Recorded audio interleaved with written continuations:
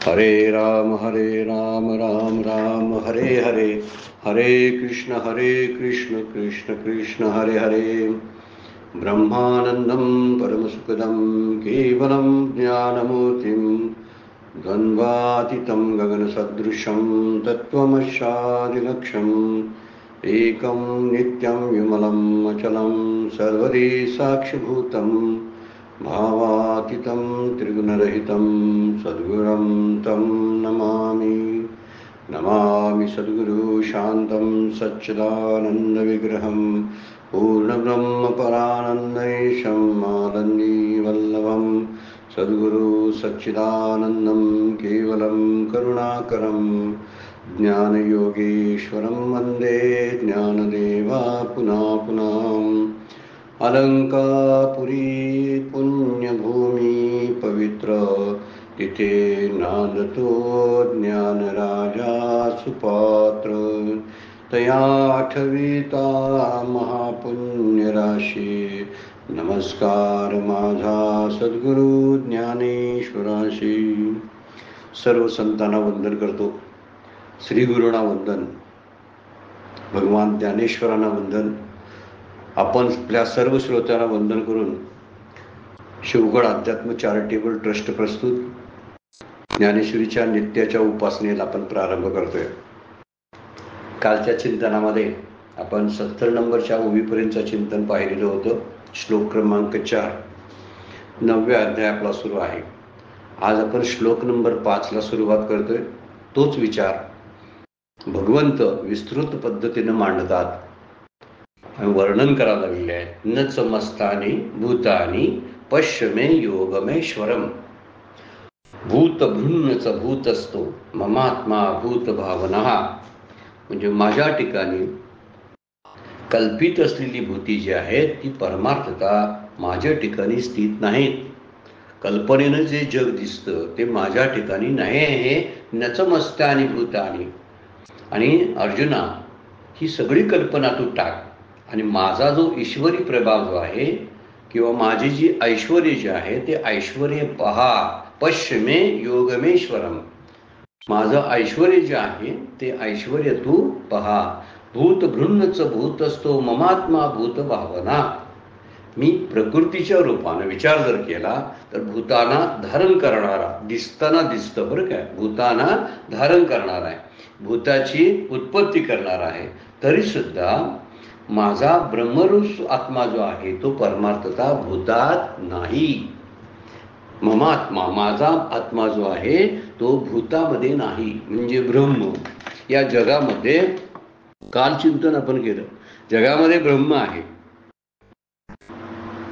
विचार केला, त्यामुळंच आपल्याला जगाचं अस्तित्व टिकून आहे हे कळतं किंवा दिसतं, भासतं। तथागत भगवंत मात्र सांगायला लागलेले आहेत की ज्याला ह्या कार्याचं कारण मानलं आहे कल्पनेनं, ते कारण सुद्धा मी नाही, कारण त्याला प्रकृती कारण म्हटलेलं आहे। त्यामुळे या सगळ्यांना चलनमनन देणारा म्हणू आपण, पण त्याला कारण सुद्धा नाही असं म्हटलेलं आहे। तर त्या ठिकाणी म्हणतात माझ्या ठिकाणी कल्पित असलेली भूत जी आहे ती परमार्थता अजिबात नाही। ही कल्पना तू टाकून दे आणि माझा जो ऐश्वर्य योग जो आहे तो ऐश्वर्याचा ईश्वरी प्रभाव जो आहे तो ईश्वरी प्रभाव पहा। म्हणजे जगामध्ये आपल्याला दिसतं तो ईश्वराचा प्रभाव दिसतो। ईश्वर मायेच्या अधीन होऊन या सृष्टीची मायेच्या साह्यानं, चुकीचा शब्द वापरला, अधीन होऊन, तर मायेच्या साह्यानं या सृष्टीची निर्मिती करतो। त्यामुळं माया आणि ईश्वर एकत्र आल्यानंतर ही सृष्टी निर्माण होते। जीवाच्या बाबतीमध्ये ही माया अविद्येच्या रूपात कार्य करत असते मुळात प्रकृती मात्र। आणि प्रकृती ही जी आहे ती प्रकृती माया बनते, प्रकृती अविद्या बनते, तमप्रधान बनते आणि त्यानुसार सगळ्या जगाची निर्मिती होते। म्हणजे जगाची निर्मिती होताना ईश्वराची माया सहाय्य होते। जीवाची अविद्येसाठी लागणारी जी माया आहे त्याला अविद्या म्हणतात। आणि तिसरी गोष्ट आहे, जगात जे काही जड पदार्थ दिसतात आपल्याला, ज्याची हालचाल नसते, त्याला तम प्रकृती म्हणतात, तम प्रधान प्रकृती म्हणतात। ही सगळी प्रकृतीचीच रूप आहे। ही शक्तीचीच रूपं आहेत. आणि ही शक्तीची रूपं या ठिकाणी भगवंत आपल्याला सांगतात, माझ्या ठिकाणी ही भूतं जी आहेत ती कल्पित भूत आहेत, परमार्थता माझ्या ठिकाणी ती स्थित नाहीत. आणि दुसरी गोष्ट सांगितली की पश्चिमे योगेमेश्वरम, माझं ऐश्वर तू या कल्पना टाकून बघ. कल्पनेमध्ये राहिल्यानंतर काल्पनिकच तुला दिसायला लागेल. तर जर तू कल्पना टाकून जर माझ्याकडे पाहायला लागलास तर निश्चित तुला माझं खरं स्वरूप लक्षात यायला लागेल. म्हणून कल्पना टाकून हा ईश्वरी प्रभाव जो आहे, म्हणजे अघटित घटना जी घडते, कर्तुम अकर्तुम अन्यथा कर्तुम अशी शक्ती जी आहे ईश्वराची, ती जरा बघून घे. ज्या गोष्टी कधीच घडणार नाही तशा वाटत होत्या आपल्याला, कल्पनेतच नव्हत्या, त्या घटना घडलेल्या आपण पाहतो. जी घटना आता घडणारच आहे असं वाटत असतं ती घटना घडतच नाही. केवढं अघटितपणा याला वर्णन केलेलं आहे. तर मायेच्या साह्याने ईश्वराचा हा प्रभाव जो आहे तो दिसून येतो. पण भगवंत म्हणतात, मायेला बाजूला सारून, कल्पनेला बाजूला सारून तू माझं ऐश्वर बघ. खरं ऐश्वर जर बघायचं असेल तर तू कल्पनेला बाजूला सार. आणि तिसऱ्या मुद्दा यामध्ये सांगितलेला आहे, मी प्रकृतीच्या रूपाने भूतांना धारण करणार आहे. कुणाचं साह्य घेतात भगवंत, म्हणजे ब्रह्म आपण म्हणूया, प्रकृतीचं साह्य. म्हणून या सगळ्या विश्वनिर्मितीला उपादान कारण प्रकृती आहे. उपादान कारण शब्दाचा अर्थ काय, काल मागच्या चिंतनामध्ये आपण बघितलं, निमित्त कारण आणि उपादान कारण या दोन कारणांनी सगळी कार्य घडत असतात. म्हणून या ठिकाणी विचार केला, ज्या कारणाचा कार्यामध्ये सहभाग असतो त्याशिवाय कार्य टिकत नाही, त्या कारणाला उपादान कारण म्हणतात. निमित्त कारण हे तात्पुरतं असतं, निमित्त कारण बाजूचं असतं, हे तेवढ्यापुरतं असतं. त्याचा कार्याशी कार्य घडेपर्यंतच संबंध असतो, नंतर शिल्लक संबंध राहत नाही. उपादान कारण मात्र त्यातच असतं. प्रकृती ही या सृष्टीचं उपादान कारण आहे. त्यामुळे प्रकृतीच्या रूपाने भूतांना धारण करणारा, म्हणजे ज्याच्या सत्तेवरती धारण केली जाता किंवा उत्पत्ती करणारा आहे, तरी सुद्धा माझा जो आत्मा म्हटलेला आहे, म्हणजे ब्रह्मस्वरूप आत्मा जो आहे तो परमार्थता विचार जर केला तर तो भूतमात्रामध्ये नाही. भूतमात्रांना आधार मी आहे, भूतमात्राची उत्पत्ती करणारा प्रकृतीच्या द्वारे आहे, परंतु त्या भूतमात्रामध्ये माझा आत्मा नाही, मी स्वतंत्र आहे. म्हणजे तो कारणही होत नाही, बरं का, असा त्याचा अर्थ इथं वर्णन केलेला आहे. तो कारण, ब्रह्म कारण सुद्धा नाही. हे जर विचार चिंतनामध्ये आपण घेतला तर माऊली याचं स्पष्टीकरण जे देतात ते अशी अतिशय वैशिष्ट्यपूर्ण स्पष्टीकरण दिलेलं आहे. खूप ओव्या माऊलीने त्यावरती वापरलेल्या आहेत. त्या ओव्यांचा आपण विचार करत जाऊया. सर वेदांत शास्त्राला धरून त्याचा विचार माऊली मांडतात. त्यामुळं थोडंसं शास्त्रीय भाषेचं ज्ञान यामध्ये आपल्याला उपयोगी पडतं बघा, किंवा वापरावं लागतं. 71 नंबरची ओवी माऊली काय बोलतात बघा, आमच्या प्रकृती पहिलीकडील भाव, जरी कल्पनवीन लागसी पाहो, तरी मज माझी भूते हेही वाहो, जे मी सर्व म्हणून. सगळं मीच आहे. त्यामुळे मी निर्माण करणार आहे, मी त्याला धारण करणार आहे. हे जे तुला वाटतं ना, ते धारण करणं, निर्माण करणं वगैरे काय नाही, ते दिसतं ते मीच आहे. म्हणून कधी हे जे जगाचं कारण जी प्रकृती आहे, त्या प्रकृतीच्या पलीकडे असलेले जे आमचं पारमार्थिक रूप आहे किंवा महत्त्वादी कार्य आपण मागच्या वेळी बघितली, ही सत्य असल्याची कल्पना तू टाकून दे. म्हणजे प्रकृती, अहंकार, महतत्व हे पंच महाभूत, पंच ज्ञानेंद्रिय, पंच कर्मेंद्रिय, ही 24 तत्वांची महतत्व जी सांगितलेली आहेत, ती महतत्व ही कल्पना आहे. ती टाकून, म्हणजे प्रकृतीला बाजूला करून जर तू पाहू लागशील तर माझ्या ठिकाणी हे विश्व आहे, जग आहे, भूत आहेत, हेही म्हणणं व्यर्थ आहे, हे तुझ्या लक्षात येईल. तरी मज माझे भूते हेही वावो म्हणजे व्यर्थ आहे, जे मी सर्व म्हणून. कारण सर्व मीच आहे, माझ्या ठिकाणी आहेत म्हणण्यात काय अर्थ आहे, मीच ती बनलेला आहो. आता मी जर म्हणालो हात माझ्या ठिकाणी आहेत, डोळे माझ्या ठिकाणी आहेत, सगळे डोळे हात म्हणजेच मी आहे. तसं भगवंत सांगतात, तू एक एक एक असा विचार सोडून दे, म्हणजे अनेकत्वातून बाहेर ये आणि माझं एक तत्व जे आहे, एकमेव अद्वैत असं शब्द आहे, तो एकमेव असलेलं केवळ अद्वैत ज्याला आपण म्हणलं ते केवळ अद्वैताकडे तू पहा. त्यासाठी तुला कल्पना बाजूला टाकाव्या लागतील, स्वप्नातून बाहेर यावं लागेल, भास आणि विवर्त बाजूला ठेवावे लागतील. त्यामुळं सत्याकडे जर तुला यायचं असेल तर माझा प्रकृतीच्या पलीकडे असणारा जो भाव आहे तो भाव जर कल्पनेने लागायला विचार करून जर पाहायला लागलास, कल्पना टाकून जर बघायला लागलास तर तुला दिसायला लागेल ही भूत किंवा भूतसृष्टी माझ्या ठिकाणी आहेत हेही खोटं आहे. कारण सगळी भूत मात्र म्हणजेच मी आहे असं वर्णन करतात. म्हणून माझं वर्णन म्हणायचं मुद्दाम माऊलींना काय तर माझ्या ही पारमार्थिक स्वरूपाच्या ठिकाणी वस्तुता ही प्रकृतीही नाही. जगाचे उपादान कारण ज्याला आपण प्रकृती म्हणलो ती प्रकृतीही नाही. दुसरी मुद्दा जीवानं निर्माण केलेली कल्पना पण नाही, कारण कल्पना काढून टाकायला सांगितलेलं आहे, प्रकृती बाजूला करायला सांगितलेली आहे, कल्पना काढून टाकली. आणि तिसरी गोष्ट जो कार्यात्मक सगळा पसारा जो दिसतो जगाचा तो पसारा सुद्धा नाही. तिन्ही गोष्ट माझ्या ठिकाणी नाही. ज्याला तू प्रकृती कारण म्हणतोस ती प्रकृतीही नाही. दुसरा मुद्दा मी जी जीवाश्रित प्रत्येक जीवाच्या ठिकाणी जी कल्पना करतो जीव, मी असा आहे, मी तसा आहे, ती जग असं आहे, ते तसं आहे, ही ज्या सगळ्या जीवाच्या ज्या कल्पना आहेत अनेक त्या कल्पना सुद्धा नाहीत. आणि तिसरी गोष्ट जे कार्यात्मक सगळं जग आणि विश्व पसारा दिसतो तो विश्व पसाराही माझ्या ठिकाणी नाही, कारण सर्व मीच आहे, मी आहे सगळं. आणि म्हणून माझ्या वाचून दुसरं काही नाही. जरी व्यवहारात जर विचार केला की भूत ही ईश्वर आश्रित जी माया आश्रित जी प्रकृती त्या प्रकृतीपासून उत्पन्न होतात आणि आज्ञे जीवांना आपल्यासारख्या पामरांना विषयी जीवांना ती सत्य वाटतात. हे खरं वाटते. मात्र व्यवहारामध्ये बघायला गेलं तर ही ईश्वर आश्रित शब्द वापरलेला आहे. ईश्वर आश्रित प्रकृती त्याला आपण माया म्हणतो बरं काय. म्हणजे ईश्वराच्या आश्रयानं राहणारी जी आहे शक्ती ती प्रकृती जी आहे ती प्रकृतीपासून उत्पन्न होतात असं सगळं वाटेल.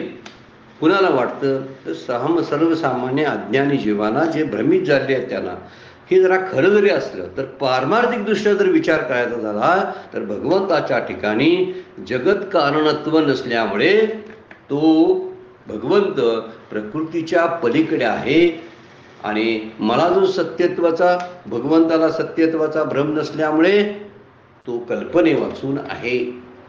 मोठं स्पष्टीकरण आपल्याला अंधारकर महाराजांच्या ज्ञानेश्वरीमध्ये बघायला मिळतं 71 नंबरच्या ओळीवरती. आणि खरंच या 3 गोष्टी भगवंताच्या ठिकाणी नाहीत. 3 गोष्टी कुठल्या सांगितल्या तर एक म्हणजे की माझ्या ठिकाणी उपादान कारण ज्याला आपण म्हणतो ती प्रकृतीही नाही. दुसरी गोष्ट म्हणजे प्रकृती नाही, म्हणजे त्यामध्ये दुसरी गोष्ट म्हणलं माझ्या ठिकाणी माया नाही. त्यानंतर जीवाश्रित जी कल्पना आहे म्हणजे अविद्या, ती अविद्या सुद्धा माझ्या ठिकाणी नाही. आणि तिसरी गोष्ट ही कार्यात्मक दिसणारं जे जग आहे म्हणजे कुणाच तरी कारण मानलेलं, वास्तविक कारणच नाही तर कार्य कसं शिल्लक राहील. त्यामुळं कारणच काढून टाकलंय भगवंताने, मी कारणच नाही. त्याचा प्रकृती ज्याला कारण समजतोस त्या प्रकृतीमध्ये ती उपादान कारण प्रकृती सुद्धा पारमार्थिक दृष्टीनं माझ्या अद्वितीय स्वरूपाच्या ठिकाणी अजिबात नाही प्रकृती सुद्धा. मग प्रकृती नाही तर जीवाश्री तो अविद्या नाही, म्हणजे माया नाही, अविद्या नाही. आणि तिसरी गोष्ट सांगितली की जी सत्य वाटतं, ती सत्य वाटणारी जी गोष्ट आहे ती सत्य वाटते, ती व्यवहारापुरतं बरोबर आहे. म्हणून व्यवहारात आपल्याला मायेच्या द्वारे हा सगळा पसारा अनुभवाला येतो, पण खरा नाही एवढंच सांगायचं आहे भगवंतांना. म्हणून माऊलींनी वर्णन करताना विविध नाम रूपाने नटलेले या सृष्टीच्या पलीकडे माझं स्वरूप आहे. त्यामुळे तुला प्रकृतीचा विचार डोक्यातून काढावा लागेल. किती मोठी गोष्ट आहे बघा. आपण जग हे प्रकृतीचा एक प्रकार आहे. त्यातला जग जो आपण विचार करतो ह्यातले पायीतले पंचमहाभूत आहेत, त्याच्या जोडीला दुसरी आणि तत्व आहेत. एक तत्व त्यातलं एक आहे की त्या प्रकृतीतले जग आहे, त्याला आपण पंचमहाभूतानं बनलेलं. पण त्यात पंच ज्ञानेंद्रिय पंच कर्मेंद्रिय आहेत. ही सगळी भूत मात्र महतत्व अहंकार मन सगळ्या गोष्टींनी मिळून प्रकृती बनते. पण ही जी नटलेली सगळी प्रकृती जी आहे ते माझं स्वरूप जर बघायचं असेल तर हे नाम रूपाने नटलेल्या सृष्टीला आपण बाजूला करायला पाहिजे आणि त्याच्या पलीकडे जाऊन भगवंताचा अनुभव घेतला पाहिजे. म्हणजे ज्या ज्या वेळी आपण या सगळ्या सृष्टीच्या चिंतनामध्ये व्यवहारामध्ये गर्क असतो त्यावेळी आपण भगवंतापासून दूर असतो असा त्याचा अर्थ आहे. म्हणून कल्पना टाकूनच माझ्याकडे बघ असं भगवंत म्हणतात. जोपर्यंत तुझ्या डोक्यात कल्पना आहेत म्हणजेच वेगवेगळ्या प्रकारानं अध्यास घडतात, विवर्त अनुभवाला येतात, तर त्यावेळी तू माझ्यापासून दूर आहेस. म्हणून माझा कल्पने विण लागसी पाहो. तुला पाहायचं असेल तर कल्पना टाकून माझ्याकडे पहा, म्हणजे तुला दिसेल की ही सर्व महाभूत जी आहेत ही निरर्थक आहेत. वाओ शब्द वापरलाय. मज माझे भूते ही वाओ, ही निरर्थक आहेत. कारण तीन गुण एकत्र येऊन तीन गुणाची साम्यावस्था त्याला प्रकृती म्हणतात. आणि प्रकृतीच्या ठिकाणी सुद्धा परमार्थता मी नाही.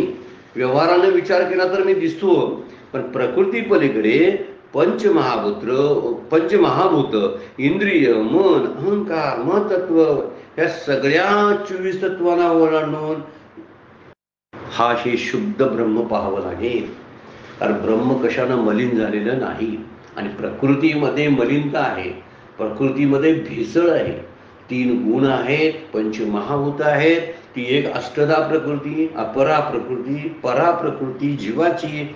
ते जीवाचं अज्ञान मूळ त्यात मिक्स होतं आणि जीवाच्या अज्ञानामुळं नको नको ती चित्र दिसायला लागतात. जसं आपण चष्मा वेगळ्या रंगाचा गॉगल घालतो आणि वेगवेगळे रंग आपल्याला सगळ्या सृष्टीमध्ये दिसायला लागतात ना, तसं जीवाश्रित कल्पना आहे आणि ती अविद्या आहे. त्या अविद्येच्या द्वारे नानात्व अनुभवाला येतं. प्रकृतीमध्ये 24 तत्व आहे, त्या 24 तत्वाच्या पलीकडे भगवंत आहेत म्हणून सांगितलेलं आहे. त्यामुळं कोणत्याही पद्धतीचा विकार आणि भेसळ त्या ब्रह्मतत्वामध्ये नसल्यामुळे मी त्यांच्या पलीकडे आहे. फार सुंदर विचार मांडलेला आहे बरं का. म्हणजे त्याच्या पलीकडे जाण्यासाठी मी अविकारी व्हायला पाहिजे.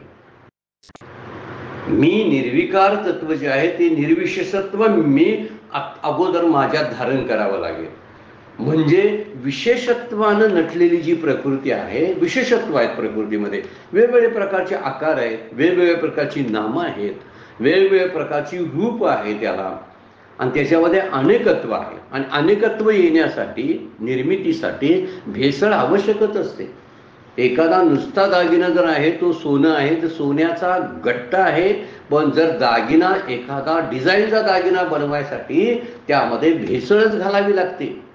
सगळे सराफ भेसळ करतात आणि सांगत असतात त्यामध्ये भेसळ केली. का बरे भेसळ केली हो तुम्ही? माझी अंगठी तयार केली त्यामध्ये भेसळ का झाली? अहो भेसळ केल्याशिवाय सगळं त्यामध्ये ती वेगळी वेगळी मटेरियल घातल्याशिवाय ते त्याच्यावरती डिझाईनची अंगठीच तयार होत नाही. तसं डिझाईन केलेले हे अलंकार म्हणजे प्रकृती आणि महत्त्वादी सगळी 24 जी आहेत तत्व, ती 24 तत्व आहे. मग मला जर ती भेसळ काढायची असेल आणि शुद्ध सोन्याचा जर अनुभव घ्यायचा असेल तर मला त्या बनवलेल्या अलंकाराच्या पलीकडे जावं लागेल, तर मला निर्वेळ असलेल्या सोन्याची प्राप्ती होईल. कारण हे सगळं जो आहे तो मज माझी भूतेही भाव. माझ्या ठिकाणी सोनं म्हणाल, माझ्या ठिकाणी अंगठी आहे, ती बरोबर आहे काय गोष्ट बघा. माझ्या ठिकाणी चेन आहे असं जर बोलायला लागलं सोनं, माझ्या ठिकाणी काय ते असेल ते चिताक आहे, माझ्या ठिकाणी बांगड्या आहेत असं म्हणायला लागलं तर किती अनेकत्व आहेत, किती किती प्रकार त्यामध्ये होतात, भरपूर होतात अलंकाराचे प्रकार. पण हे सगळे प्रकार बाजूला केलेले पाहिजेत. त्यात असलेली भेसळीतून बाहेर यायला पाहिजे आपण, तरच आपल्याला शुद्ध सोने प्राप्त होईल. म्हणजे त्याला अग्नी देऊन काढतात बघा. सोनार लोक जे असतात त्याला अग्नीतून बाहेर काढून शुद्ध करत असतात. कारण अग्नी हा शुद्ध करणारा एक महाभूतातलं एक भूत आहे, शुद्ध करतो. त्याने शुद्ध करून पक्क असलेलं सोनं जर बघायचं असेल तर त्यातली भेसळ किडाळाचा दोष जाईल तर ते 15.5 त्याची होईल. ते आहे तसं शुद्ध सोनं आपल्याला बघायला मिळेल, पण त्यातला किडाळातला म्हणजे सोन्यातला दोष घालवला पाहिजे, हिनकसपणा त्यातला काढला पाहिजे. मग हिनकसपणा कशात आहे? भगवंत म्हणतात कल्पना जी आहे जीवाश्रित, ते जीवाचं अज्ञान. आणि जीवाचं अज्ञान, या अज्ञानाचा गॉगल वेगळ्या रंगाचा परिधान करून तो जगाकडे पाहतो. प्रकृतीचं दुसरे एक आहे, ती साम्यावस्था 3 गुणांनी युक्त आहे आणि ते 3 गुण आणि पंचमहाभूत त्याद्वारे प्रकृती बनते. व पंचमहाभूतामध्ये भेसळ आहे. 5 घालायला लागतात, त्यामध्ये 3 गुण घालायला लागतात, मग एखादी वस्तू आपल्याला दिसायला लागते. मग किती भेसळ आहे सांगा. म्हणून माऊली म्हणतात, आणि दिसायला लागलेलं कल्पनेनं दिसतं. आता हे तयार झालं, हे काय झालं, एक बांगडी तयार झाली, ही अंगठी तयार झाली, आहे आकर्षक, दिसतंय का नाही. सोनं ओबडधोबड असेल पण शुद्ध असतं. सोन्याला समजा आकार नाही दिला तर बेढब असेल, ते नाहीच त्याला मुळात आकार. अव्यक्त निराकार नाही ज्या आकार, जेथून चराचर हरीशी भजे. ज्ञानदेव त्यासाठी बोलतात की त्याला आकारच नाही, ओबडधोबडपणा सोन्यामध्ये असतो आणि त्याला आकर्षक बनवण्यासाठी भेसळ करावी लागते. प्रकृतीद्वारा महत्त्व ही 24 तत्वाच्या द्वारे या सगळ्या भेसळीतून ह्या सृष्टीची निर्मिती आपल्याला दिसते आणि म्हणून ती शृंगारिक दिसते, सुंदर दिसते, आकर्षित करते आपल्याला. म्हणून आकर्षित करते, म्हणूनच आपण तिकडं त्यामध्ये गुंतून पडतो आणि विषय भोगामध्ये असतो. पण ह्या सगळ्या कल्पनेच्या गोष्टी आहेत. ही जर कल्पना तू जर काढून टाकलीस तर त्या कल्पनेशिवाय तू माझ्याकडे बघत राहा, मी तुला शुद्ध सोन्याच्या रूपात म्हणजे ब्रह्म परमात्म रूपात दिसायला लागेल. मग आता सगळी भेसळ काढायची या शब्दाचा अर्थ काय, प्रकृतीच्या पलीकडे आपण गेलो पाहिजे. म्हणजे नाती गोती, माणसं, त्यांच्या असणाऱ्या प्रतिक्रिया, त्यांनी असणाऱ्या सगळे संबंध, माझ्या असणारे सगळे संग्रह, प्रकृती जमा केलेल्या माझ्या गोष्टी, या सगळ्या गोष्टीच्या पलीकडे जायला पाहिजे की नाही. म्हणजे यातून विचारानं बाहेर पडायला पाहिजे. कल्पनेनंच मी सृष्टीची निर्मिती केली, कल्पनेनंच जगाचा काय करायला पाहिजे, लय करावा लागतो, कल्पनेनंच करायला पाहिजे. कारण सत्य असतं तर सत्य लय करावा लागला असता. जग सत्य नाही, ते कल्पनेनं निर्माण झालं. म्हणून कल्पनेनंच मी म्हणायला पाहिजे मी ब्रह्म आहे, हे कल्पनेनं म्हणायला पाहिजे. वास्तविक आहे तर म्हणायचं का, म्हणायला का तर माझ्यासाठी म्हणावं लागतं. कारण माझा मूळचा जो मी देह आहे, ही कल्पना घालवण्यासाठी मला मी ब्रह्म आहे असं म्हणावं लागतं. जर मी देह आहे अशी जर कल्पनाच मी केली नसती तर मी ब्रह्म आहे असं त्याचा विचार मला करावाच लागला नसता. आज मला जी साधना करावी लागते ती जीव आश्रित कल्पनेत मी आहे, किंवा जीव आश्रित अज्ञान जे आहे त्या अज्ञानामध्ये मी आहे. म्हणून अज्ञान घालवण्यासाठी मला सगळ्या गोष्टी कराव्या लागतात, ज्ञान प्राप्तीसाठी नाही. म्हणून मला प्रकृती पलीकडे जाऊन तू पाहायला पाहिजेस. माझा प्रकृती पलीकडे असणारं जे अस्तित्व आहे सतरूपानं ते तू पाहिलं पाहिजे. त्यासाठी तुला कल्पना बाजूला करावी लागेल. कल्पने विण लागसी पाहो. जर कल्पना टाकून जर तू पाहायला लागला तर माझ्यामध्ये भूत मात्र आहेत, हे निरर्थक आहे तुला कळायला लागेल. कारण भेसळ माझ्यामध्ये कशी असेल सांग बघू, असणारच नाही. माझ्या प्रेरणेनं माझ्या सत्तेनं ती प्रकृतीची निर्मिती होते, याचा अर्थ ती माझ्यामध्येच आहे असं म्हणू नको. मी त्याच्यापासून खूप बाजूला आहे आणि तुला ही सर्व भूते नंतर निरर्थक वाटायला लागतील. म्हणून ही सगळी 24 तत्व आहेत. ही 24 तत्व म्हणजे प्रकृतीच्या पलीकडे पाहणं, हे कल्पना किंवा भ्रम टाकून पाहिलं पाहिजे. तुला भ्रम टाक, तुझी भ्रांती काढून टाक. आणि भ्रांती काढून टाकलीस, देह भ्रांती काढून टाकलीस तर तुला देह नाही तर देहापेक्षा मी वेगळा कोण आहे हे कळायला लागेल. मी आत्मा आहे. आणि जग सत्यत्वाची भ्रांती जर तू काढून टाकलीस तर समजायला लागेल माझा आत्माच ब्रह्मरूप आहे. कशा 2 गोष्टी आहेत बघा. पुढच्या भ्रांत्या बघायलाच नको. 2च भ्रांतीचा विचार साधकांनी चांगल्या प्रकारे करून ठेवावा आणि ती भ्रांती हळूहळू आपल्याकडून घालवण्याचा प्रयत्न करावा. सगळी कल्पनेनं तयार केलेली सगळी नाती सुद्धा आहे. कल्पनेनंच मी म्हणतो ही माझी बायको आहे, कल्पनेनं म्हणतो ना. माझा नवरा आहे, कल्पनेनं म्हणतो ना. का काहीतरी जाहीर केलं कुणीतरी म्हणून म्हणत असतो. वास्तविक बघायला गेलं तर माझ्या मृत्यूनंतर ती माझी बायको राहत नाही. बायकोच्या मृत्यूनंतर नवरा तिच्याशी आहे असा संबंध राहत नाही. म्हणजे संबंध तयार झालेत आणि त्यातूनच बंध तयार झाला. पण संबंध सुद्धा काल्पनिक आहेत. एक मानलेलं असतं, मूळची गोष्ट आहे ती मानलेलीच आहे. म्हणून मानलेले संबंध हे फार काळ टिकत नाहीत. असलेले संबंध फार महत्वाचे आहेत आणि असलेला संबंध जो आहे तो माझा ब्रह्मस्वरूपाशी, आत्म्याशी म्हणजे माझ्या भगवंताशी आहे. माझा खरा संबंध त्याच्याशी आहे. माझं मॅचिंग त्याच्याशी जुळतं, यांच्याशी जुळत नाही. भेसळ आहे आणि भेसळ आहे त्याशिवाय कल्पना आहे आणि कल्पना ही अज्ञानातून आणि भ्रमातून आलेल्या आहे. त्यामुळे दोनच भ्रांती जर काढून टाकून तू जर माझ्याकडे पाहायला लागलास तर तुझाच आत्मा ब्रह्मरूप आहे तुला कळायला लागेल. देहभ्रांती काढलीस की तू देह नाहीस, आत्मा आहेस हे कळेल आणि देहाची कल्पना निघून जाईल. दुसरी गोष्ट काय आहे की मी जगभ्रांती जर काढली, सत्यत्वाची जग सत्यत्वाची भ्रांती जर काढून टाकली तर जग बाजूला जाईल आणि ब्रह्मच फक्त शिल्लक आहे. म्हणून कल्पने विण पहा म्हणलेलं आहे, कल्पने विण लागसी पाहो तरी मज माझी भूते हेही वाहो. जे मी सर्व म्हणून सगळा जग मीच आहे, सगळं विश्व मी आहे, प्रकृती मी आहे. पण तुझा भ्रम टाकून जर पाहिलंस तर तुला ते कळायला लागेल. म्हणून जगाविषयी कल्पना केली म्हणून जग उत्पन्न झालं. जसं स्वप्नामध्ये फार मोठी सृष्टी आपण निर्माण करतो, केवढी मोठी सृष्टी असते, एवढ्या आपल्या घरामध्ये ती राहील काय? ज्या खोलीमध्ये मी 10 बाय 10च्या खोलीमध्ये बसलेला असतो त्या खोलीमध्ये सगळ्या लग्नाचा मंगल कार्यालयाचा हॉल असतो, वाजंत्री असतात. मी लग्नात त्या ठिकाणी कोपऱ्यात कुठेतरी अक्षता टाकण्यासाठी त्या पाहुण्यांच्या मध्ये सहभागी झालेला असतो. खूप लोक जेवत असतात. हे कुठं सगळं चाललेलं असतं सांगा? तर माझ्या अंतःकरणाच्या ठिकाणी ते कुठंतरी जे स्वप्न दिसतं त्या स्वप्नात मी पाहत असतो. केवढा मोठा पसारा असतो तसाचा पसारा आहे, पण कल्पनेतला आहे ना. जाग होत नाही तोपर्यंत ते कळत नाही. म्हणून जग हे मनोमात्र म्हणजे कल्पना मूलक आहे. वेदांताचं वाक्य बरं काय, मूलमात्र मनोमात्र म्हणजे मनानं कल्पना केलेलं आहे. मनानं कल्पलं आणि आहे, मनानं कल्पना टाकली तर नाही. मनोमात्रमिदं द्वैतम अद्वैतम परमार्थता. अद्वैत परमार्थता.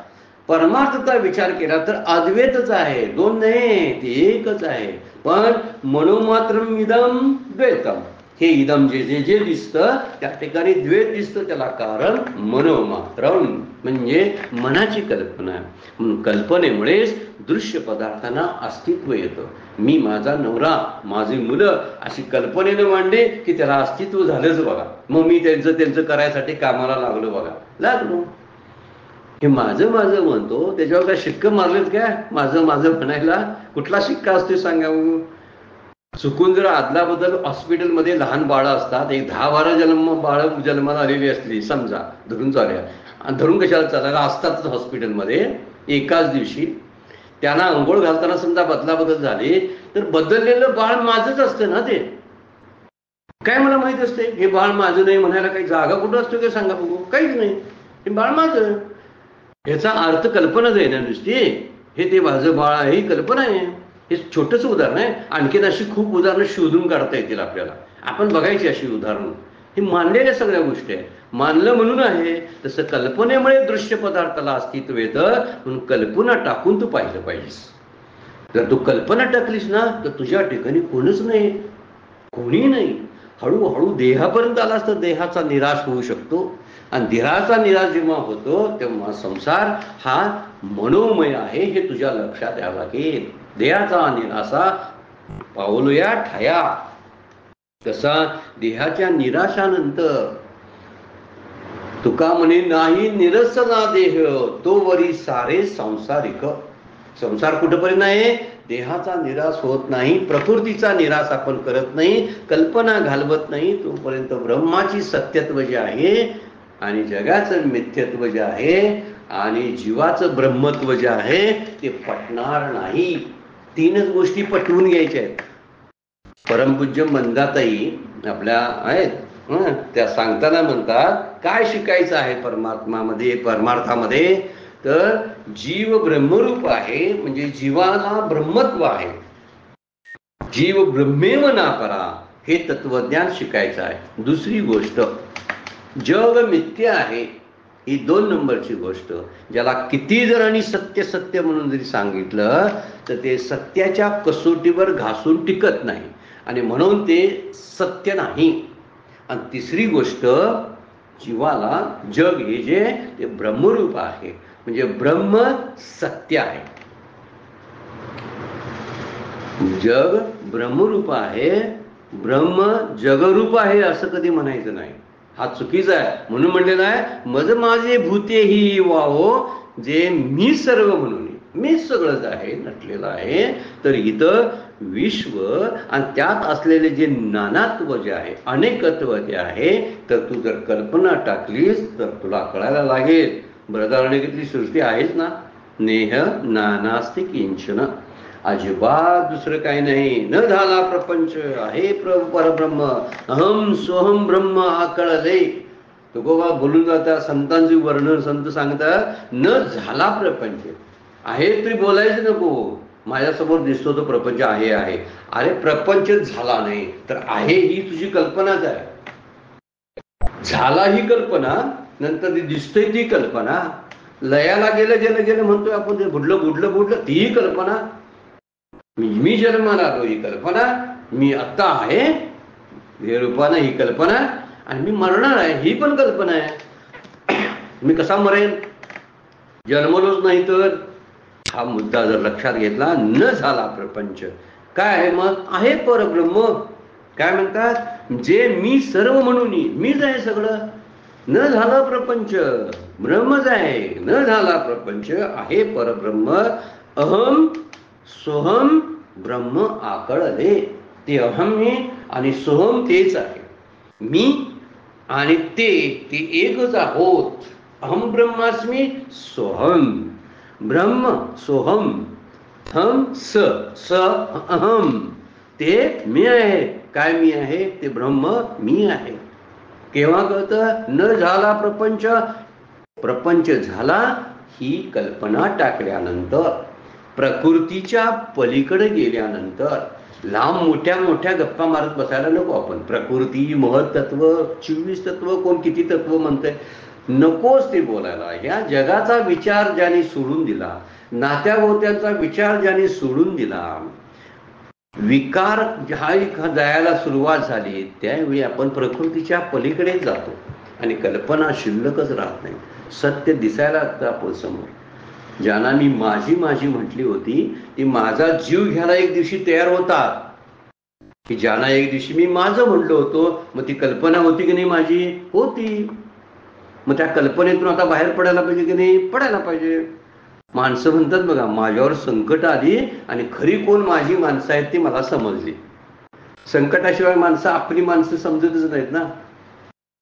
दुसरं कोण आपलं नाही, आपलं फक्त देव आहे, संत आपले आहेत. माझं कोण, संत माझे. माझं कोण, परमात्मा माझा. त्या पलीकडे कुणाची माझं नातंच नाही आहे. सगळे DNA जर तपासले तर परमात्म्याचे आणि माझे जुळतात. आपण कधीतरी त्याचा विचार जर केला तर लक्षात येईल. मग मी कुणाचा आहे असं जी कल्पना केली होती, ती कल्पना काढून टाक. मी नाही, मी कुणाचा, मी इथं कुणाचा नाही आणि माझं इथं कोणी नाही. माझं इथं काहीच नाही. भुलला आहेस काही, चुकून आलाची जाई जतीचा तेथे. अरे तू समर्थाचे लेकरू, अभिमाने घेतला संसार, कल्पनेनं संसार घेतलास, अहंकारानं संसार घेतलास. हा जर अहंकार टाकूनी, काय अभिमान टाकूनी पहिलं पारू पावसील बापा. पहिलं पारू म्हणजे प्रकृतीच्या पलीकडे तू जाशील. पहिलं पारू पलीकडे जाशील तू. कधी इथं तुझं काही नाही या वाक्यावर स्थिर राहा. म्हणजे कल्पनेविन तुला सृष्टीचं, ईश्वराचं ऐश्वर्य, परमात्म्याचं ऐश्वर्य दिसायला लागेल. ही कसली बाधित झालेली बोगस नकली फुलं आहेत सगळी. प्रपंचातलं आकर्षण जे आहे, तुला खरं फूल पाहायचं असेल तर खरं फूल कशावरून ओळखायचं, ज्याला सुगंध आहे तो. आणि सुगंध हे परमात्म्याचं रूप आहे. बेगडी फुलं असतात, नकली फुलं असतात, ती सुंदर दिसतात, वेगवेगळ्या कलरमध्ये बनवता येतात, वेगवेगळ्या आकारामध्ये बनवता येतात. पण कदाचित खऱ्या फुलाला सुंदर आकार नसेल, त्याला चांगलं रूप नसेल, पण त्यामध्ये असतो तो फक्त सुगंध. खोट्या फुलामध्ये सुगंध बघायला मिळणार नाही. तर सगळ्यात खोट्यातलं खोटं काय असेल तर संसार, आणि खऱ्यातला खरं काय असेल तर तो आहे परमात्मा. वर्णन केलेलं आहे शास्त्रानं. खऱ्यातलं खोटं पण असते. खऱ्यातलं खोटं माया आहे, खऱ्यातली खोटी. आणि खोट्यातलं खरं भगवंत आहे. खोट्यातला खरा ईश्वर आहे. हे खोटं दिसतंय ना, तिच्यापाठी मी ईश्वर आहे. आणि खऱ्यातलं खरं ब्रह्म आहे. हे लक्षात जर आपण विचार करायला लागलो, सगळ्यात खोट्यातलं खोटं, ज्याला खरापणा देताच येत नाही, सगळं जग हे काल्पनिक आहे. नाती काल्पनिक आहेत, संबंध काल्पनिक आहेत, संग्रह काल्पनिक आहेत. आणि हे काल्पनिक आहे त्याचा फक्त विचार करावा आणि कल्पना टाकण्यासाठी सराव करावा. अभ्यास कोणता आहे आपला? प्रकृतीच्या पलीकडे मला जायचं आहे. मग प्रकृती कोणती? तर जी मला अनुभवाला येतात ते कुठंतरी काहीतरी म्हणत बसू नये. ती पंचमहाभूतं, आणखीन कुठं कुठं किती लोक आहेत, काहीही विचार करू नये. आता माझ्या घरातून मला बाहेर पडता येते का? विचारानं पडला. आता देहातून बाहेर पडता येते का? पडला. जगाच्या विचारातून पहिलं बाहेर पडावं. बघा प्रॅक्टिकली गोष्टी कशा येतात. जग काल्पनिक आहे, जगाच्या विचारातून कल्पनेनं बाहेर पडावं. आता आलो मी कुटुंबामध्ये. कुटुंब माझं खरं दिसतं, कुटुंबाच्या कल्पनेतून बाहेर पडावं. माझी कोणी नाही तसं, कल्पनेनं. बरं काय, हे जाहीर करायची नसती गोष्ट, बोलायचीही नसते, कल्पनेनं बाहेर पडायचं. आणि तिसरी गोष्ट शेवटची येते ना, ती महत्वाची गोष्ट आहे, देहाचा निराश करायचा. म्हणजे देह माझा नाही, देह काल्पनिक आहे, त्याला सत्याचा आधार नाही. पण त्यामध्ये असणारा जो मी परमात्मा म्हणून राहतो ना, तो परमात्मा, तो मी आहे. आणखीन वेगळा गुण आहे, हृदयामध्ये राम, सर्व सुखाचा राम. हे जे वर्णन माऊली करतात त्यासाठी आहे. तिन्ही गोष्टीचा निराश आहे ना. फार फार परमार्थाचा मोठ्या मोठ्या गोष्टींचा अभ्यास आणि हे करायची गरजच नाही. जगाशी मी जोडलेली सगळी नाती जी काल्पनिक आहेत ती तोडून टाकायला सुरुवात करायची. काल्पनिक धागे आहेत, कल्पनेनंच टाकायचे आहेत. त्याच्यातले दोष बघायला लागले ना तर समजतं हे दोषानं युक्त आहे, टाकलं पाहिजे, म्हणून कल्पना काढली पाहिजे. कल्पनेनंच दोष काढलेत. किती प्रेमळ आहेत, किती प्रेम करतात माझी मुलं माझ्यावरती. कल्पना आहे. जोपर्यंत ती कल्पना आहे तोपर्यंत दोष दिसणार नाहीत. मुलं चांगलीच दिसतात. चांगली दिसतात म्हणजे याचा अर्थ काही शत्रू नाही, मुद्दा तो नाही. मित्र काय शत्रू शब्दच नाही. मित्र शत्रूच्या पलीकडे जायचं आहे आपण. प्रकृती पलीकडील भाव. प्रकृती ही दोष गुणांनी युक्त आहे. दोष आहेत आणि गुणी पण असतील, पण आम्हाला गुण तरी काय करायचे आहेत? गुणाच्या पलीकडे जायचं आहे, दोषांच्या पलीकडे जायचं आहे. दोष बघितले पाहिजेत ना. नुसते गुणच पाहिलेत जे जगामधले. चांगल्या चांगल्या गोष्टी, दिसायला चांगला आहे, हे चांगला आहे, वापरता येते म्हणून चांगला आहे, ठीक आहे, पण त्याच्या पलीकडे जाऊन विचार करता आला पाहिजे. आणि म्हणून जग कल्पनेनं, नुसती जगाच्या कल्पनामुळं खरं सत्य आपल्यापासून फार दूर गेलेलं आहे. खरं सत्य ते जे आहे, महान सत्य, अंतिम सत्य जे आहे ते दूर गेलेलं आहे. जग ह्या कल्पनेमुळे हे महान सत्य आपल्याला सापडणार नाही. शिंपले असतात, हे सागराच्या पृष्ठभागावर तरंगत असतात आणि सुंदर असतात, चकाकत असतात. पण मोती जे असतात ते मोती असे पृष्ठभागावर मिळत नाहीत. त्या समुद्राच्या अथांग असलेल्या तळाशी आपल्याला जावं लागेल तरच मोती सापडते. तसं हे अंतिम सत्य जो परमात्मा आहे तो शुद्ध आहे. आणि शुद्ध झालेला आहे तो परमात्मा झालेला आहे, चुकीचा शब्द, तो शुद्ध परमात्मा आहे. तो जर सापडायचा असेल तर आपल्याला बुडी द्यावी लागेल. कशात? प्रकृतीला बाजूला ठेवून. सगळे जे दृश्य पसारा प्रकृतीच्या पृष्ठभागावर आपल्याला हा सौंदर्यामध्ये गुरफटून टाकतो. आणि म्हणून आपण काय करत नाही, सत्य शोधायच्या नादालाच नाही. खरी अडचण कोणती असेल तर असत्याच्या ठिकाणी सत्याची कल्पना केली, याच अडचणीनं माझी पारमार्थिक साधना कडेपर्यंत जात नाही. मी यालाच खरं म्हणून बसलो आहे. आणि म्हणून ते खरं खरं खरं जे खोटं आहे त्याला खरं म्हटलं, हा फार मोठा धोका आहे. म्हणून इथं म्हणलेलं आहे, एखादा दगड पाण्यात टाकला तर ओला होतो पण तो जलमय होत नाही. पाण्यात एखादा दगड असेल तर तो ओला होतो, त्याच्याशी एकरूप होत नाही.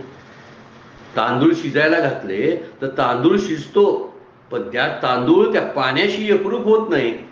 समजा तेल पाण्यात टाकलं तर तेल सुद्धा पाण्याशी एकरूप होत नाही, तरंगतं, एकरूप होतच नाही. पण पाणी घ्या, पाणी पाण्यात होता, पाण्याशी एकरूप होतं. मी आत्मस्वरूपानं ब्रह्मस्वरूपाशी एकरूप आहे. मी देहासहित आणि जीवपणासहित मी भेटायला जाईन ना देवाला, तर जीव ही प्रकृती आहे. जीव आश्रित अज्ञान ही प्रकृती आहे. आणि दुसरी गोष्टी प्रकृती ही प्रकृती जी आहे 3 गुणांनी युक्त असलेली साम्यावस्थेतली ती प्रकृती. नंतर जीवाची प्रकृती. त्या सगळ्या प्रकृतीच्या द्वारे मायेच्या द्वारे आपण गुंतून जातो. त्याच्या पलीकडे जर जायचं असेल आपल्याला तर पलीकडेच ती सत्य सापडतं. हद हद पर सब गए बेहद गए न गया न कोय. कबीर महाराज बोलतात, हद हद पर सब गए, प्रकृतीच्या हद्दीपर्यंत सगळे गेले. बेहद गया न कोय, प्रकृतीच्या पलीकडे कोण गेला नाही. बेहद के मैदान पर रमे कबीरा सोय. संत कुठे रमतात? प्रकृतीच्या पलीकडे. बेहद के मैदान पर, जिथं हद्द संपून जाते प्रपंचाची, प्रकृतीची, जगाची, त्या हद्दीच्या पलीकडे परमात्मा आहे. जग पाहायचं असेल तर आत्मरूप बनवून पाहावं. मागच्या वेळेस आपण बघितलं, परी मजात पैसो तिठी तुझी, मागच्याच ओळीमध्ये झालेला आहे. तू माझ्यात होय, स्वरूपाशी एकरूप हो, मग जगाकडे पाहायला चालू कर. तुझं दृष्टत्व सुद्धा संपून जाईल. द्रष्टा शिल्लक राहणार नाही. दर्शन कुठली शिल्लक राहतील? ती सगळी काल्पनिक आहे आणि काल्पनिक असल्यामुळे निघून जातील. त्यामुळे कितीही झालं तर एकरूपताची मॅचिंग ज्याला आपण म्हटलो, ते दगडाचं आणि पाण्याचं, तेलाचं आणि पाण्याचं होणार नाही. तसं प्रकृतीचं आणि पुरुषाचं म्हणजे ब्रह्मतत्वाचं, परमात्म्याची एकरूपता होत नाहीच. हे उत्तर विधान सांगायचं आहे. त्यामुळे जग किंवा प्रकृती जी आहे ओलांडून आणि त्याची कल्पना टाकून पाहिलं तर विश्वामागील सत्य जे आहे ते आपल्याला घोसेल. खरं सत्य जे आहे. म्हणून कल्पने वाचून मला पाहावं असं भगवंत बोलतात, माऊली बोलतात. समर्थांच्या श्लोकामध्ये सुद्धा फार सुंदर तुकडे आहेत बघा. मना कल्पना धीट सैराट धावे. ही मनाची कल्पना, सैराट आता सिनेमा निघाला, बहुतेक ह्यातला शब्द घेता येतो. सैराट हा समर्थांचा शब्द आहे. सैराट म्हणजे बेलगाम धावणारी वृत्ती जी आहे, मनोवृत्ती, ही मनोवृत्तीला सैराट धावे म्हणतात. मना कल्पना धीट सैराट धावे, तया मानवा देव कैसे निपावे. त्याला कसा देव प्राप्त होईल सांगा? ज्याची कल्पना सैराट धावते. किंवा मने कल्पिला विषय सोडवावा, मने देव निर्गुण तो ओळखावा. हा सगळा विषय प्रकृतीचा बाजूला करून मने देव निर्गुण तो ओळखावा. प्रकृतीमध्ये गुण आहे आणि तो तर निर्गुण आहे. प्रकृती भेसळयुक्त आहे, तो निर्वेळ आहे, निष्कलम निर्मलम. शब्दच वापरले, श्रुती त्याला वापरते. जर असा जर पाहायचा असेल तर कल्पनेचा सगळा पसारा बाजूला केला पाहिजे, तरच आपल्याला तो सापडेल. खूप आहे, चिंतन करण्यासारखा विषय आहे. आपणही त्याच्यावरती चिंतन केलं पाहिजे. पाहूया आपण. वेळ संपलेली आहे. आजची सेवा सद्गुरूंच्या चरणी, भगवान ज्ञानेश्वरांच्या चरणी अर्पण करून विराम घेऊया. पुंडलिक वरदा हरी विठ्ठल, श्री ज्ञानदेव तुकाराम. विठ्ठल विठ्ठल जय हरी विठ्ठल, विठ्ठल विठ्ठल जय हरी विठ्ठल.